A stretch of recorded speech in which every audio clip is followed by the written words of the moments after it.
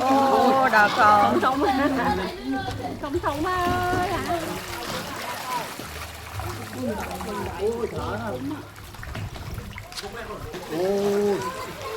Ở đây mà thon này. Tích ở ngay tích bằng dù.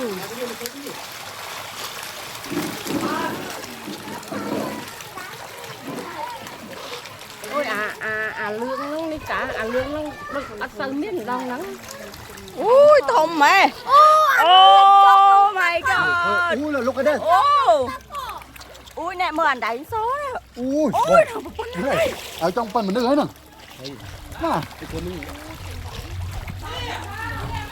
Với nhau rồi này.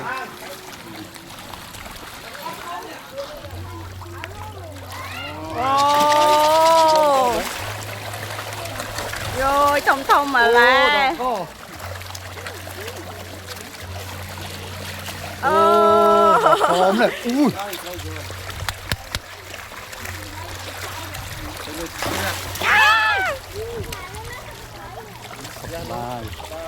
Ba hồi sinh nhật ba.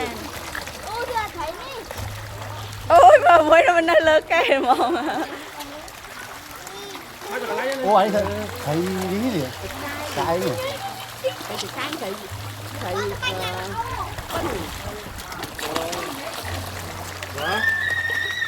Cũng ai cái phúc đi. Cũng ai cái phúc á.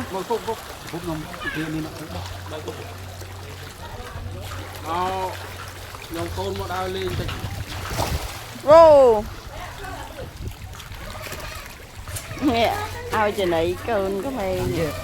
Ao trên này cơn có mê vậy bà đà. ôi nhưng tôi bên rồi mà nó bảo tôi nó bao hay rồi Ôi thông à. À mình đi khơi lơ cây lão nè. Nguyên nơi clean. Đã rồi. Nè, thông à. Chả đó. mau tôi xin lo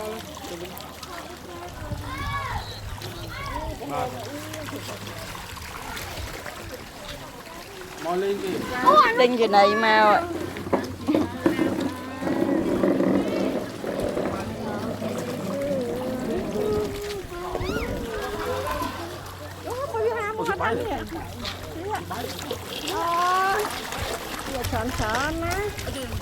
Ôi nó thơm à. Bây giờ mua bánh trong phân mình đấy. Trong phân online đó, mình bên ta bán đó.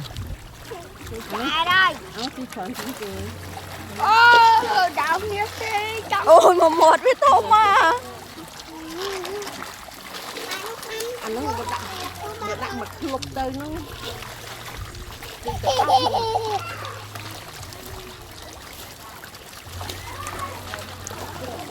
Sao tình đại.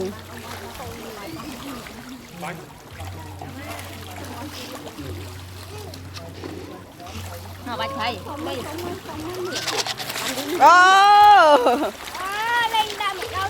Đậm đâu mà cao. Ôi nè.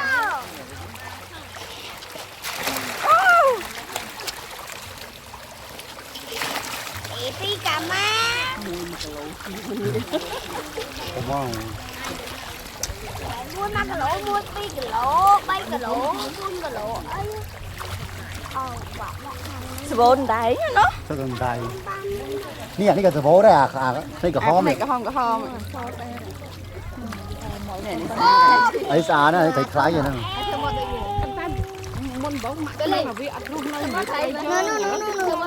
Nhà mình đi hàm là hô đi. Thấy vừa có hóm.